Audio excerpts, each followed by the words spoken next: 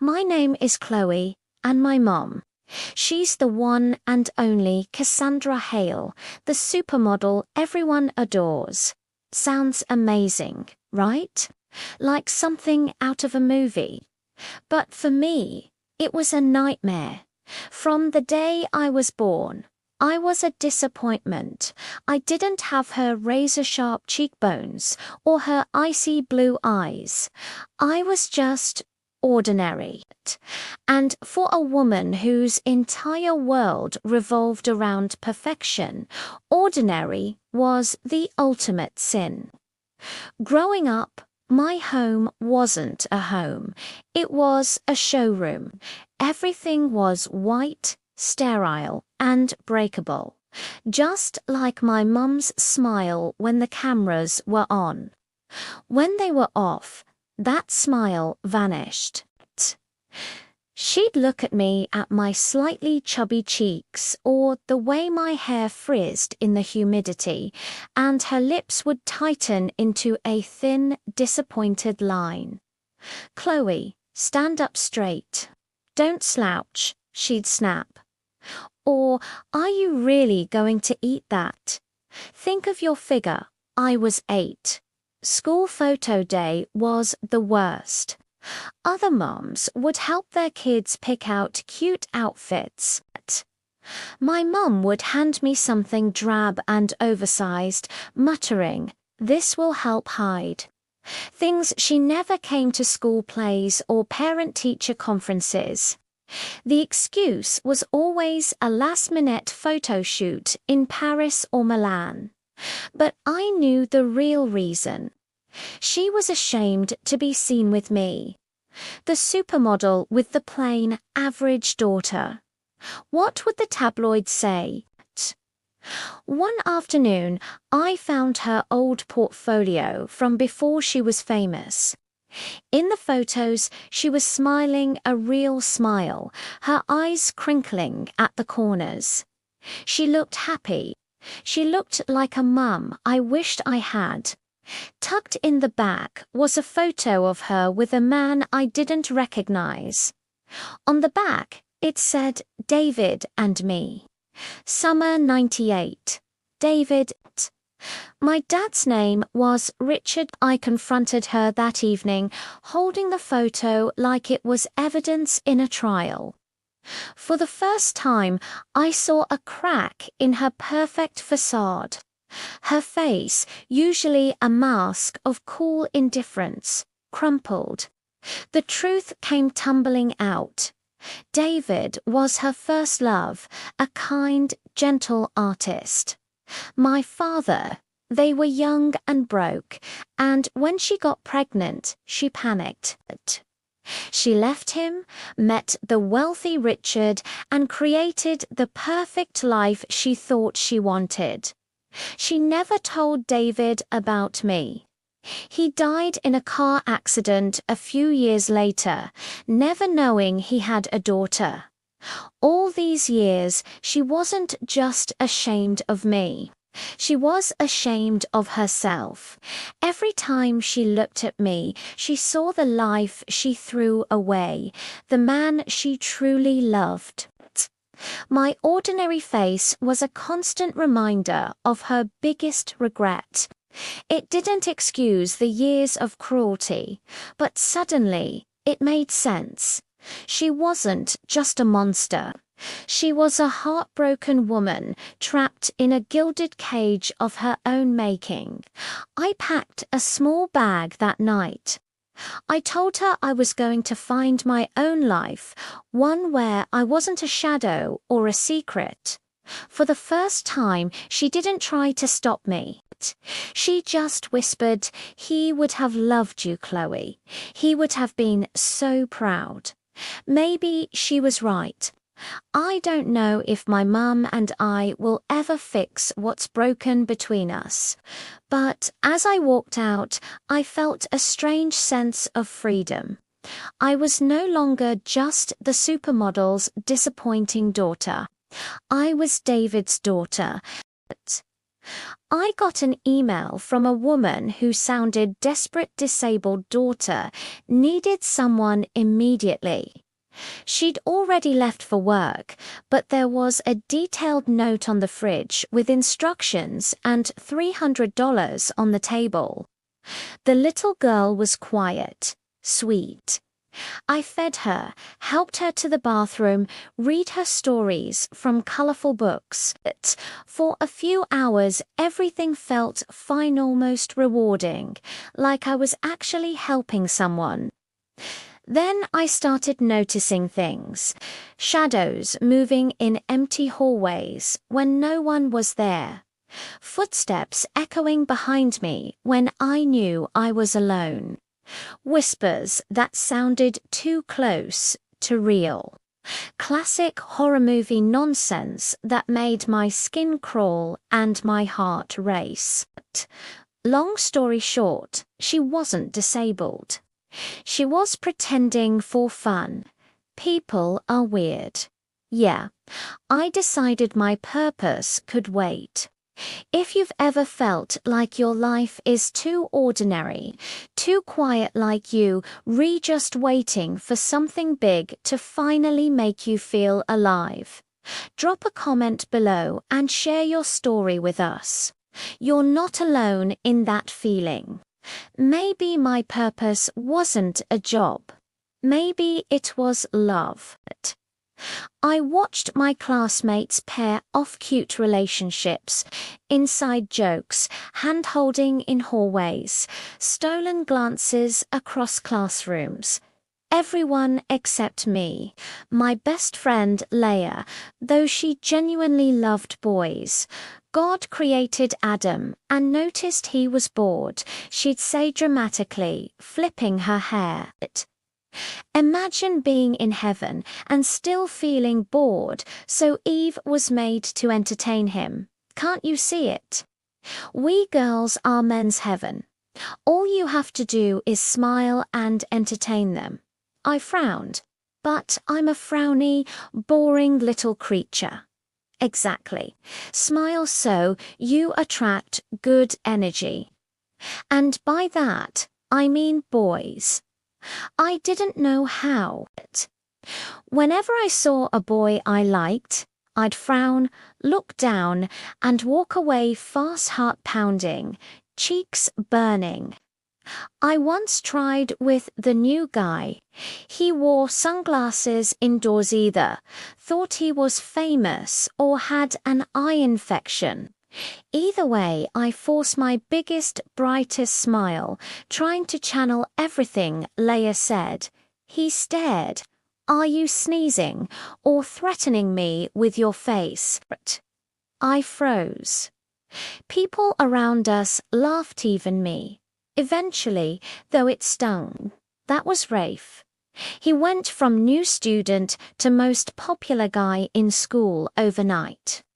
He had this annoying way of teasing you that somehow still made you laugh, still made you feel noticed. From that moment on, he kept showing up in my life, but unfortunately, so did the nickname Snarly.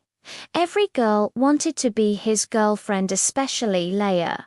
She tried everything. Flirty comments, perfect outfits, lingering near his locker.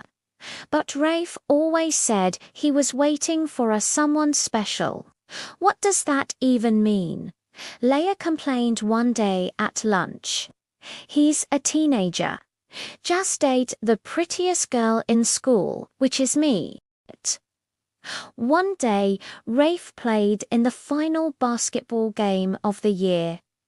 The gym was packed, cheers deafening.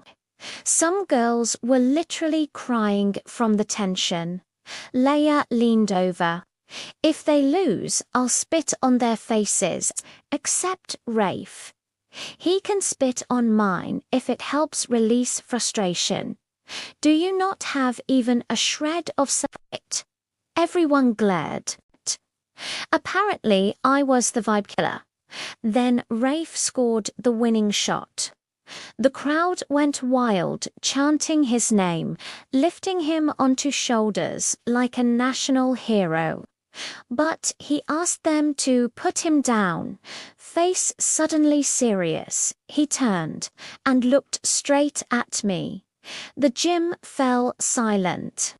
He walked toward me, every step deliberate. Stopped right in front of me.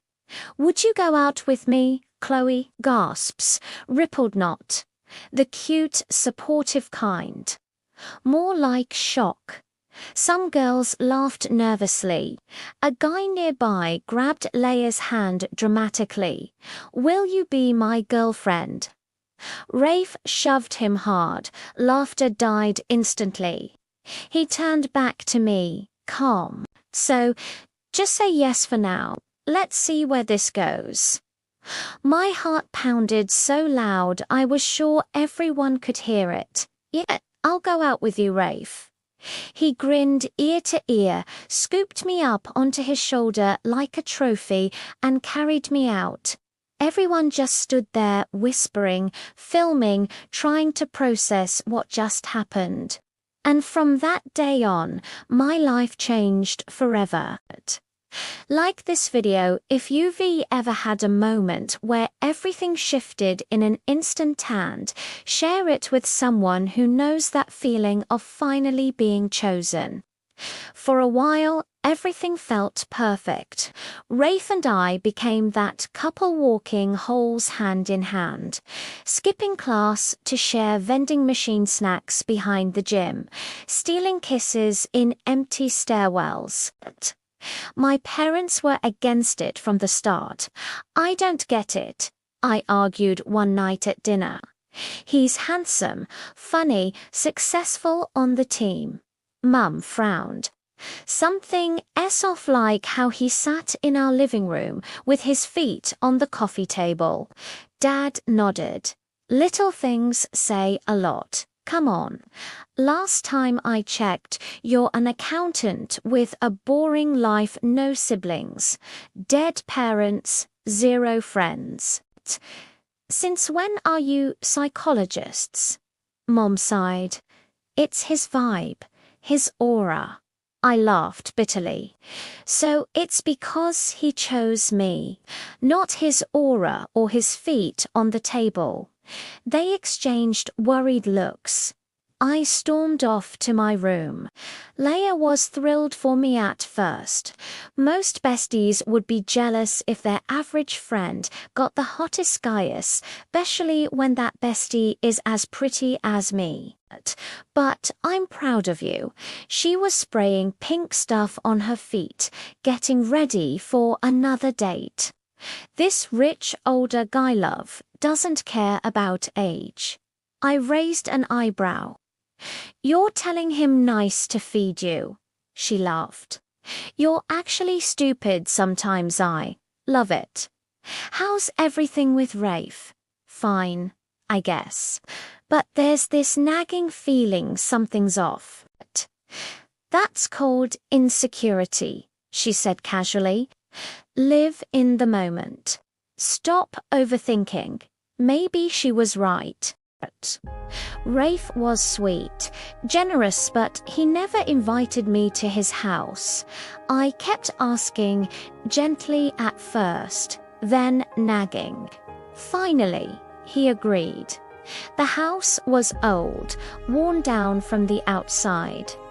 The front porch creaked under our feet. Just as Rafe opened the door, a glass flew past us and shattered onto the street. Rafe yanked me back protectively.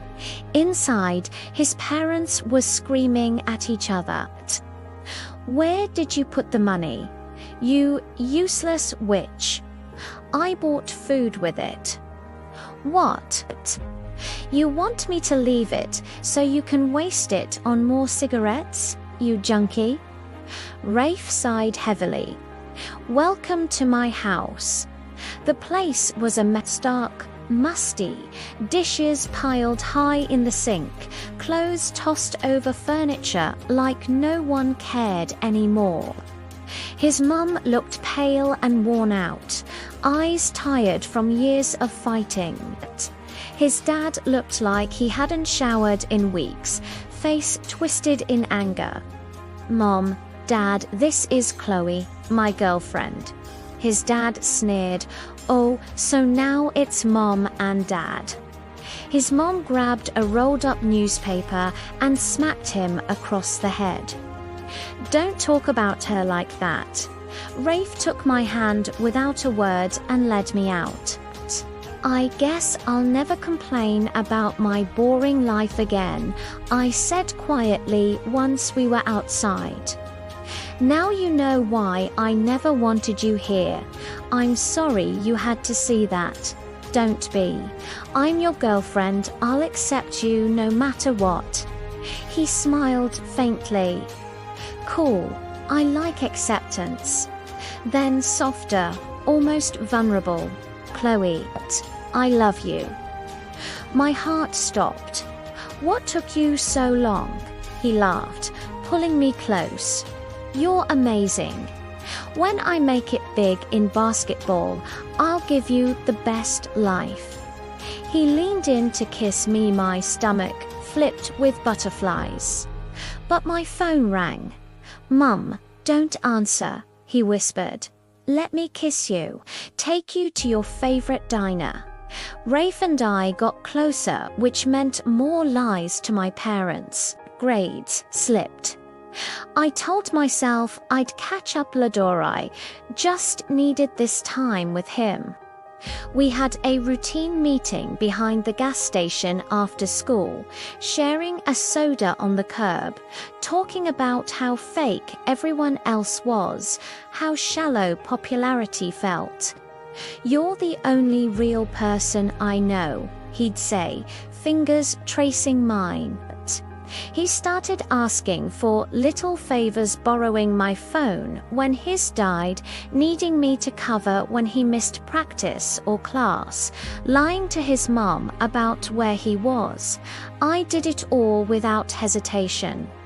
That's what you do when someone loves you, right? You help, you support, you make their life easier.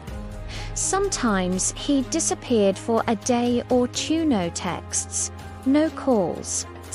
When he came back, he acted like nothing happened, and so did I, swallowing the worry. I stopped hanging out with Leia as much.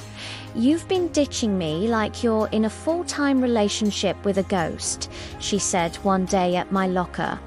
"He's going through stuff, and you're the emotional support animal. You told me to live in the moment." "The moment," she said, "not weeks, not months. Your parents call me constantly asking where you are. I lie and say you're studying. It sucks, I hate lying to them." I fired back. "Then don't lie. If covering for me is such a burden, maybe you weren't a good friend to begin with." Hurt flashed in her eyes. "Since when do you talk to me like that?" "Oh, right, since Rafe." She pleaded with me. "Open your eyes, Chloe, don't lose yourself." But I was defensive. "Oh, please," says the girl, dating a guy 5 years older just because he's rich. "You want to talk about self-respect?" She went silent. I stormed off. The Sats came and went. Leia, my ex-best friend, scored high enough for nursing school. My scores were just okay, not good enough for my dream program. And Rafe, he overslept and missed them completely. "I can't believe Leia scored higher than me," I muttered to him one night. He just shrugged. "You should have studied more. We didn't need to watch movies every single night." I couldn't believe it. "So now it's my fault." He immediately softened. "What's done is done. I'll get you pancakes, that always cheers you up." But a question had been nagging at me. "Where do you even get the money for all this?" I asked, trying to sound casual. He tensed up instantly. You think I can't survive without your charity? No, I didn't mean it like that. You were judging me, belittling me. I take care of you. I spoil you. Isn't that enough? I felt a wave of guilt. I'm sorry. You're right. He leaned in, his eyes bright. Make it up to me. Come on a road trip. I got an RV from my uncle. We'll travel, see every state just us. But what about college? My parents. He brushed it off. What about them? Just take online courses like finance or something. That's a good career. So I told my parents I needed time to think about my future. They begged me to stay, their voices cracking over the phone, but my mind was made up. 2 weeks later, I was climbing into that RV, ready for what I thought was freedom. And at first, it was amazing. We saw places I'd only dreamed of. The Nevada deserts under a blanket of stars, the glowing Hollywood sign, coastal cities with overpriced ice cream and salty air. Sometimes strangers would stare, like they couldn't believe a guy like Rafe was with someone like me. Once a girl asked for his number right in front of me. He just smiled politely and said, "I've already got the best girl in the world." I saw the whole thing and my heart felt full for the rest of the day. I posted a photo of us eating instant noodles on the RV steps at sunset. The caption was "Love in the Little Things." The likes and comments poured in. Everyone called us relationship goals. My parents' worried calls became less frequent, and eventually I just stopped answering then. One morning in Wyoming, I woke up and Rafe was gone. His phone went straight to voicemail. As evening approached, panic started to set in. I stepped outside to get some air, and a police officer was walking right up to the RV. "Miss Chloe," she asked, "you're under arrest." She cuffed me before I could even process what was happening. "The RV is stolen," she explained. "The owner reported it and says you were the one driving it." My one phone call was to my parents. Through my tears, I barely got the words out. They told me they were already on a flight. Then Rafe appeared outside the station. "Where were you?" I hit his chest, crying, "Your uncle reported it stolen. I talked to him, he's sorting it." That jerk filed a report because I'm behind on payments. Nothing about this adds up. "I'm sorry, but I called my parents. I'm going home. No, please don't give up on me. You're all I have," he begged, tears in his eyes. And something in me broke. I wasn't ready to be alone, pregnant, and lost. "Fine, I'll call them." We left before they arrived. Months blurred. The fun life dulled. My parents barely called. I saw Leia got into nursing school, posted her engagement to the rich guy. Funny how I used to be the one with the bright future. One night, dangerous-looking men showed up at the door. Tattoos, threats. Rafe owed $250,000. I gagged. "I'm pregnant," I blurted. Rafe's eyes lit up. He turned to them. "Any baby discount." For days he was overly sweet, almost humiliatingly so. I felt sorry for him. Abusive dad, broken home. Maybe that's why he was like this. But I knew it was wrong. I messaged Leia secretly. We met halfway. She was cold. "You want money now that I'm engaged to someone rich." I slapped her. She slapped back. We fought, verbally, physically. She called me out completely. I realized I was hiding from being alone, from failing, from facing that maybe I wasn't as unlovable as I thought. I left while Rafe slept. Leia picked me up without questions. The drive home was silent. Mum opened the door, saw my face. My belly and pulled me into the tightest hug. Dad draped my old blanket over my shoulders. No anger, just relief. I enrolled in online classes, nothing grand, just steady. Then the baby came. Long, painful night. But when they placed him in my arms, tiny red, perfect everything went quiet. I looked at him and promised, "I'm going to give you the life I never had. Love you won't have to earn."